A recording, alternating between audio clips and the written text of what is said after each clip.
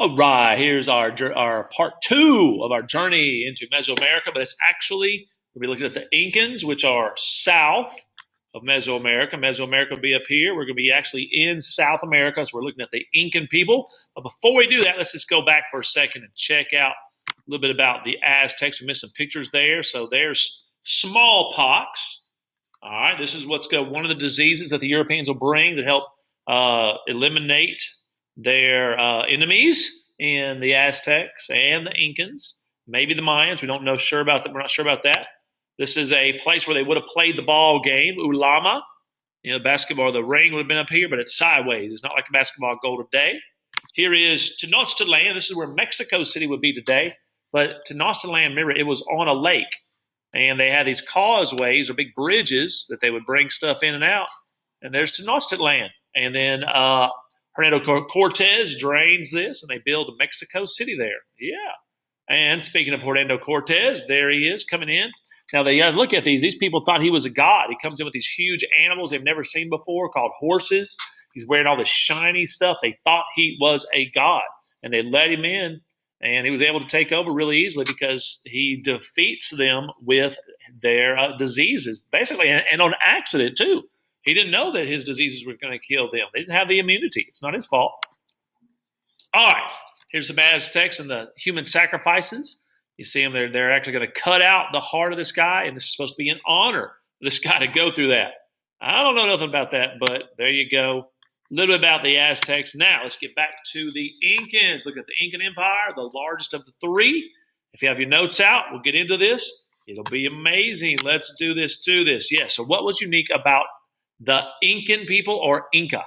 All right, in a little more than 300 years, the Incas created an empire that stretched from present day, check how big it is. This is where my buddy lives, Colombia, through Ecuador, through Peru, and Bolivia, Chile, and Argentina. I don't know why it's turning colors, but it is. In the 15th century, the Incas ruled over 250 separate peoples. All right, approximately 9 million people they had. All right, even more astonishing is that the Incas constructed the same number, 9,000 miles of road, just like going back across North America like 3 times.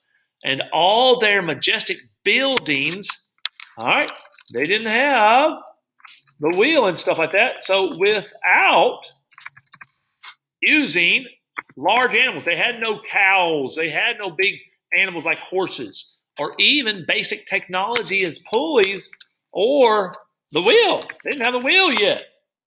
Incas considered, all right, now, so let's get into the Incas, what they looked at beautiful for stuff here. Let's just check it out. The Incas considered deformed skulls beautiful. They would wrap bandages tightly around the heads of their children to purposefully deform their skulls by limiting growth in one direction. The Incas were not alone in this practice. Other cultures, such as the Mayans and the Chinese Huns and others, also deformed skulls for aesthetic purposes. Check this story out. The king of the Incas was traveling in a chair through his kingdom. All those appeared before him had to be barefoot. They were not allowed to wear shoes when you're around the king. The Sapa Inca, that's the name for the king, showed his indifference. He was just like, by sitting behind a barrier and refusing to address his audience directly. So he'd sit there and just stare at this wall, like I'm staring at this camera right now, just stare like that. And he would never look to the right or to the left and acknowledge the people that love him. All right. He never wore the same clothes twice. After wearing the used garments, would be burned in this elaborate ceremony. In addition, all right, now this is a little bit about the creatures they had. In addition to llamas, alpacas, and ducks, guinea pigs were also kept as pets. And they were eaten, and are still eaten today. Check this out. There's a traditional dish that survived to this day. You should look it up. I'm actually going to show you a picture of it. It's called CUY, probably koi. Oh, all right. And what it is, it's grilled, put it on the barbecue, guinea pig. Yeah, some grilled guinea pig. And it's still a popular dish in Colombia, in Ecuador, and Peru, and Bolivia. In South America, the forging of iron now was still unknown. Death came mostly by clubs or slingshots. Often a dispute between the Incan warriors ended not with death. So people didn't get killed in war a lot, but they had great head trauma, leading to prolonged agony, great pain. For this reason, the Incas developed the practice of opening skulls of the living, to, what in the world? Living to, why would they open a skull up? To heal. They were really good at healing wounds in the head. A study examining the Inca skulls revealed that every sixth skull had a hole. It seems that most patients survived the surgery without major complications thanks to the Incas' remarkable skill in this unique type of treatment. Another interesting bit of trivia, check this out. Did you know that there is a bone in the human body that not everyone has? And it's called the Inca bone. Inca bone. All right. In order to retain the loyalty of subjected tribes, the Incas implemented a similar policy to the Romans.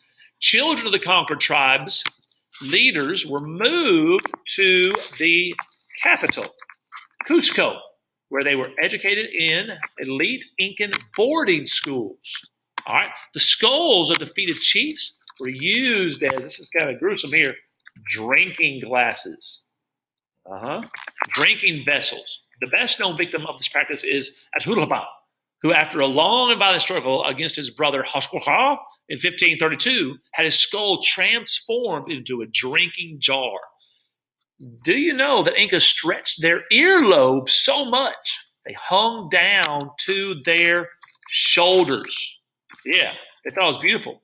Interestingly, the Spanish name for the Incas at the time was Orajones, which means, check them out, big ears. So here comes the Spanish. Hey, look, the big ear people. The Incas were polytheistic. The most important was Inti, the sun god. His wife, the moon goddess, took over his duties by night. All right, the Incas developed a sophisticated postal system. Check this out. They used chains of runners to relay messages. These fast-footed news couriers were stationed in pairs along a path. All right, one would be sleeping while the other waits for the news. Somebody always was on duty. Since the Incas had no writing system, the runners had to memorize the news, like a story being passed on from one person to the other. The Incas had no money. And check this out. Because they had no cash money, they had no Benjamins, there was no taxes. All right. Instead, they developed a system to distribute all their resources and allocated value instead to the hours they worked. The Inca built, this could be eliminated right here. The Inca are known for their elaborate suspension bridges that are built every year. While the bridge is built, ladies or the women are not allowed nearby, as this is considered bad luck. All right, and this is what happened to the Inca.